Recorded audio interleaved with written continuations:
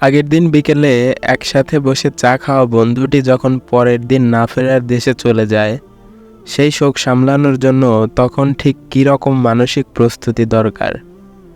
মাঝে মাঝে মৃত্যু নিয়ে খুব ভাবি। বুকের বাম পাশে ধুকফুক করতে থাকা হৃৎপিণ্ডটি হঠাৎ থেমে গেলেই ভবলীলা সঙ্গ হয়ে যায়। মুহূর্তেই মানুষ হয়ে যায় অন্য জগতের বাসিন্দা। বন্ধু জাহিদের মৃত্যু সংবাদ শোনার সাথে সাথে আমি যেন বরফের মতো জমে গেলাম। আমার সমস্ত চিন্তা শক্তি যেন মুহূর্তেই লোপ পেয়ে গেল। মনে হচ্ছিল পৃথিবীর গতিপথ পাল্টে গেছে, থেমে গেছে ঘূর্ণন, ভেঙে পড়েছে মহাকর্ষীয় সব শক্তি। সব কিছু স্থবির, যে কোনো সময় হয়তো প্রলয় আসন্ন। জাহিদ আর নেই, এটা যেন আমি বিশ্বাসই করতে পারছিলাম না। মৃত্যু এতটা অনিশ্চিত হতে পারে, এতটা সন্নিকটে। এমন সময় আমাকে সাহস দিতে এগিয়ে এলো আমার স্ত্রী ফাতিমা। তার চেহারাতেও বিষণ্ণতার ছাপ। বিষণ্ণ মন নিয়েই সে পাঠ করল কুল্লু নাফসিন যায়িকাতুল মাউত। ফাতিমার মুখে এই আয়াত শোনা মাত্রই আমার যেন নতুন করে ভাবোদয় হলো। এর আগেও অনেকবার শুনেছি এবং তিলাওয়াত করেছি এই আয়াত, তবে আজকের মতো এতটা গভীরভাবে কখনো তা রেখাপাত করেনি আমার মনে। আসলেই তাই, পৃথিবীতে 3 ধরনের মানুষ রয়েছে। একদল সৃষ্টিকর্তায় বিশ্বাস করে, আর এক দল করে না। আবার এই 2 দলের মাঝামাঝি একটি দল আছে, তারা সৃষ্টিকর্তায় বিশ্বাসও করে না, আবার অবিশ্বাসও করে না। বিশ্বাসী, অবিশ্বাসী এবং সংশয়বাদী যাই হোক, সৃষ্টিকর্তার অস্তিত্ব নিয়ে টানাটানি চললেও জগতের একটি ব্যাপার নিয়ে কারো মধ্যে কোনো বিরোধ নেই, কোনো দ্বিমত, আর তা হলো মৃত্যু। পৃথিবীর ইতিহাসে দম্ভ ভরে অনেকেই নিজেকে খোদা দাবি করার দুঃসাহস দেখিয়েছে, কিন্তু অমরত্ব লাভের দুঃসাহস কেউ করতে পারেনি। শক্ত আস্তিক থেকে শুরু করে ঘোর নাস্তিক, দোলাচলে থাকা সংশয়বাদীরাও স্বীকার করতে বাধ্য যে একদিন তাকে অবশ্যই মৃত্যুবরণ করতে হবে। জাহিদ আমার বাল্যকালের বন্ধু। আমরা একসাথে পড়াশোনা করেছি। বিশ্ববিদ্যালয়ের পাঠ চুকিয়ে আমি আমেরিকা চলে গেলেও শেকড়ের টানে দেশেই রয়ে যায় সে। জাহিদের ছিল শিক্ষক হবার দুর্বার নেশা। দেশে ফিরে এসে দেখি সে ব্যবসা করছে। সারা জীবন চিরকুমার থাকার পণ করে থাকা জাহিদকে আমি আবিষ্কার করলাম এক কন্যার পিতা হিসাবে। ছোটবেলার কোনো কথাই সে রাখতে পারেনি। জীবনে সে যত রকমের ওয়াদা করেছে তার সবটাই তাকে ভাঙতে হয়েছে। খুব ছোটবেলায় পাটোয়ারিদের পেয়ারা গাছে বসে পা ঝুলাতে ঝুলাতে আমাকে ছেড়ে না যাওয়ার ওয়াদা করেছিল সে, অথচ সেই ওয়াদাও রাখা হলো না তার। আজ সে আমাকে রেখেই চলে গেছে। কবি বলেছেন, সব চলে যাওয়া নাকি প্রস্থান নয়। সত্যই কি তাই? জাহিদ কি আর কখনোই ফিরে আসবে আমাদের মাঝে? আর কি কখনো আমরা একসাথে শাপলা তুলতে বেরোবো না? ঝড় বাদলের দিনে একসাথে আম কুড়ানো, স্কুল ফাঁকি দিয়ে মাঠ তেপান্তর চষে বেড়ানো আমার সোনালি অতীতের বন্ধুটি কি আর কখনো এসে দরজায় কড়া নেড়ে বলবে, তাড়াতাড়ি আয়, নাইলে কিন্তু তোকে রেখেই চললাম? মৃত্যু মানেই হলো নিশ্চিত প্রস্থান। জাহিদকে একবার খুবই বিমর্ষ পেলাম। সারাক্ষণ মুখে হাসি লেগে থাকা বন্ধুকে এমন অবস্থায় দেখে আমার মনটাও ভারী হয়ে উঠল। জিজ্ঞেস করলাম, কি ব্যাপার? তোকে এতটা বিষণ্ণ দেখাচ্ছে কেন? কোনো সমস্যা? মায়াভরা চোখে সে আমার দিকে তাকালো। তার চোখ টলমল। ভারী বর্ষণের পূর্ব মুহূর্তে আকাশ যেমন গুমট আকার ধারণ করে সেরকম। বুঝতে পারলাম কোনো সমস্যা হয়েছে, এবং সমস্যাটা খুবই গুরুতর। আমি রাগস্বরে বললাম, আশ্চর্য, কি হয়েছে সেটা তো বলবি নাকি? এরকম বোবা হয়ে থাকলে বুঝবো কি করে? আমার কথা শেষ হতে না হতেই ঝরঝর করে কেঁদে ফেলল জাহিদ। হাউমাউ করে কাঁদতে কাঁদতে সে আমাকে জড়িয়ে ধরল। আমি কোনো রকমে তাকে শান্ত করার চেষ্টা করে বললাম, জাহিদ, কি সমস্যা বন্ধু, বল আমাকে। সে চোখের জল ফেলতে ফেলতে বলল, আমার মেয়েটার ব্রেন টিউমার হয়েছে রে। চোখের সামনে সে আস্তে আস্তে জটিল অবস্থার দিকে যাচ্ছে। বাবা হয়ে আমি ঠিকমতো তার চিকিৎসাও করতে পারছি না। বিশ্বাস কর বন্ধু, মাইশার কিছু হলে আমি আর তোর ভাবি আমাদের কেউই বাঁচব না। বলতে বলতেই আমার হাত ধরে জাহিদ আবার কাঁদতে শুরু করলো। তাকে শিশুর মতো কাঁদতে দেখে আমারও কান্না পাচ্ছে। খুব ছোটবেলায় আমি বাবা মাকে হারিয়েছি। আমার জন্য তাদের আদর, ভালোবাসা, উদ্বেগ, উৎকণ্ঠা কোনোটাই সেভাবে উপলব্ধি করতে পারিনি। কিন্তু মাইশার জন্য জাহিদের অবিরত চোখের জল দেখে বাবা মায়ের ভালোবাসা কিছুটা অনুভব করতে পারছি। তাকে বললাম, দেখ, এভাবে ভেঙে পড়লে তো চলবে না। রোগ যেমন আছে তার চিকিৎসাও আছে। তুই কোনো চিন্তা করিস না, দেখিস মাইশার কিচ্ছু হবে না, ইনশাআল্লাহ। জাহিদের সাথে এই আলাপগুলো হয়েছিল কয়েক মাস আগে। এরপর যে যার কাজে ব্যস্ত হয়ে বললাম। মাঝখানে আমাদের আর কোনো সাক্ষাৎ হয়নি। মতিঝিলে গতকাল ঘটনাচক্রে দেখা হয়ে যায় আমাদের। দুজনেই খুব ব্যস্ত। হালকা আলাপ এবং দুজনে 2 কাপ চা খেয়ে বিদায় নিয়ে নেওয়া। এরপর আজ তার মৃত্যু সংবাদ।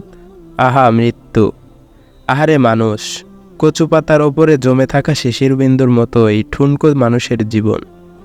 হালকা বাতাসে পাতা দুললেই গড়িয়ে পড়ে, নিঃশেষ হয়ে যায়। হার্ট অ্যাটাকে মৃত্যু হয়েছে জাহিদের। কি জানি ওই বুকের ভেতর কত রকমের বোঝা চেপে রেখেছিল সে। গতকালের জাহিদকে আজ অনেকগুলো ভিন্ন ভিন্ন বিশেষণে ডাকতে হবে। মৃত জাহিদ, লেইট জাহিদ। গতকালের জাহিদ আজ কেবলই নির্জীব ও অনড় পদার্থ। গতকালের মানুষটি আজ কেবলই লাশ। জীবনের পরিণতি যে কত নিষ্ঠুর হয় তা যদি আমরা অনুভব করতাম। জাহিদের মৃত্যুর সাথে সাথে মাইশার চিকিৎসা বন্ধ হয়ে গেল।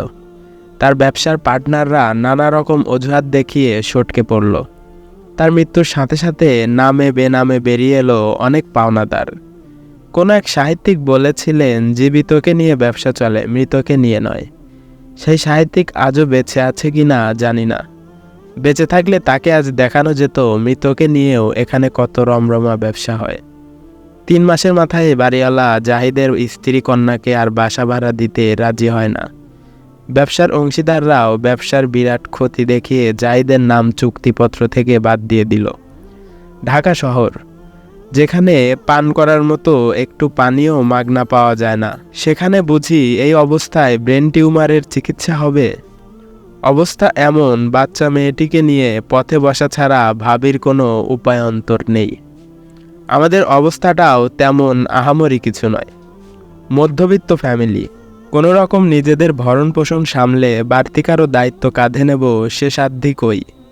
তবুও টুকটাক যতটুকু পারছিলাম বন্ধুর পরিবারের পাশে থাকার চেষ্টা অব্যাহত ছিল। রোজগার থেকে বাঁচিয়ে কিছু অংশ সঞ্চয় করছিলাম। ঠিক করলাম তা উঠিয়ে মাইশার চিকিৎসা করাবো। ভাবনাটা আমার স্ত্রী ফাতিমার সাথে শেয়ার করলাম। ফাতিমা খুবই নরম মনের মানুষ। দীর্ঘ সাংসারিক জীবনে তাকে আমি কখনোই কঠোর হতে দেখিনি। অন্যের বিপদ আর দুঃখের সময় পাশে দাঁড়ানোর জন্য ফাতিমাই সবসময় আমাকে বলতো। আমি নিশ্চিত ছিলাম যে আমার প্রস্তাবে ফাতিমা অবশ্যই রাজি হবে এবং খুব খুশিও হবে। কিন্তু যখনই তাকে আমি আমার ভাবনার কথা জানালাম, সে আমার মুখের উপরে বলল, এটার কোনো দরকার নেই। ফাতিমার জবাব শুনে আমি খুব অবাক হলাম। সে আমার এই প্রস্তাবে রাজি হবে না, এটা আমি স্বপ্নেও ভাবতে পারি না। তাকে তো আমি চিনি। 7 বছর ধরে ঘর সংসার করছি আমরা।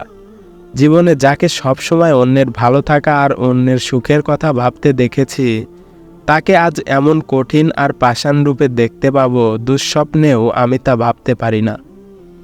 এ কি আমার সহধর্মিণী ফাতিমা? নরম হৃদয়, সরল অন্তর আর শুভ্র মনের অধিকারিণী যে ফাতিমাকে আমি চিনি, ভালোবাসি, বিশ্বাস আর ভরসা করি, এ কি সেই? তার পাশে বেশিক্ষণ বসে থাকা গেল না। দুনিয়াটাকেই আমার কাছে বিষাদ লাগছে তখন। জগতের সবচেয়ে কঠিন মুহূর্ত বোধ করি এটাই। মনে মনে বললাম, ফাতিমা, তুমিও এভাবে বদলে যেতে পারলে? স্বার্থপরতার মোহ থেকে তুমিও বাঁচতে পারলে না? উঠে দাঁড়ালাম। ওকে কেন জানি পরপর মনে হচ্ছে। এই ফাতিমাকে আমার সহ্য করতে মন চাইছে না। দ্রুত স্থান ত্যাগ করার জন্য পা বাড়াতে আমার হাত ধরে সে বলল, আপনি কি আমার কথায় কষ্ট পেয়েছেন? আমি কিছুই বললাম না।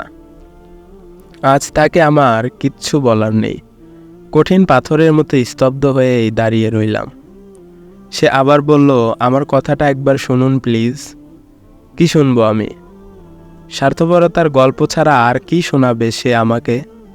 আমাকে হয়তো আমার ভবিষ্যতের কথা ভাবতে বলবে, আমার অনাগত সন্তানদের কথা ভাবতে বলবে। তাদের বেড়ে ওঠার জন্য হলেও জমানো সঞ্চয়গুলো এভাবে খরচ না করার অনুরোধ করবে, এই তো। এর বাইরে আর কী বা শোনানোর আছে তার?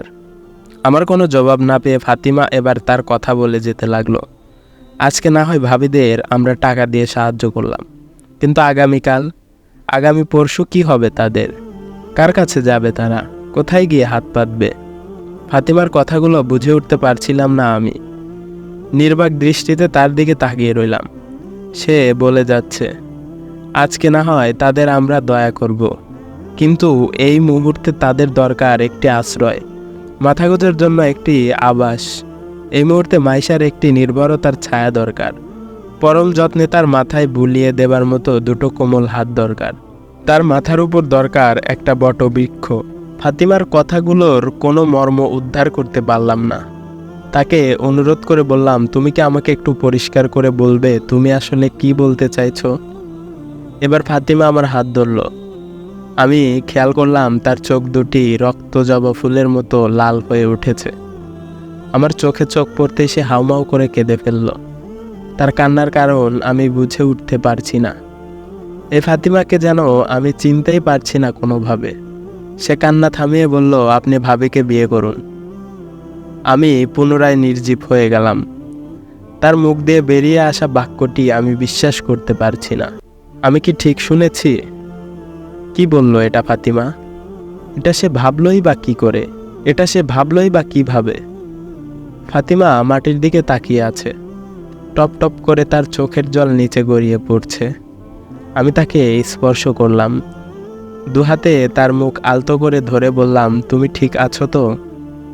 আমার প্রশ্ন শুনে আবারও তার চোখ বেয়ে নেমে এলো অশ্রুর ফোয়ারা। আমার দুহাত ভরে গেল তার অশ্রু জলে। সে থরথর করে কাঁপছে। আমি তাকে শক্তভাবে ধরলাম।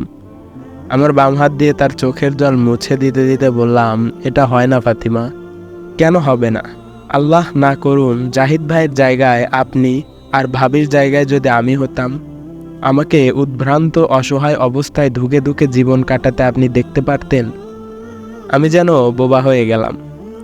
ফাতিমার যুক্তির বিপরীতে দাঁড় করানোর মতো যুক্তি আমার কাছে নেই। বললাম, যতটুকু পারি টাকা দিয়ে তো আমরা তাদের পাশে দাঁড়াতে পারি, তাই না? আমার প্রস্তাব প্রত্যাখ্যান করলো ফাতিমা। বলল, এটা দয়া। আমি চাই না তারা দয়া নিয়ে বাঁচুক।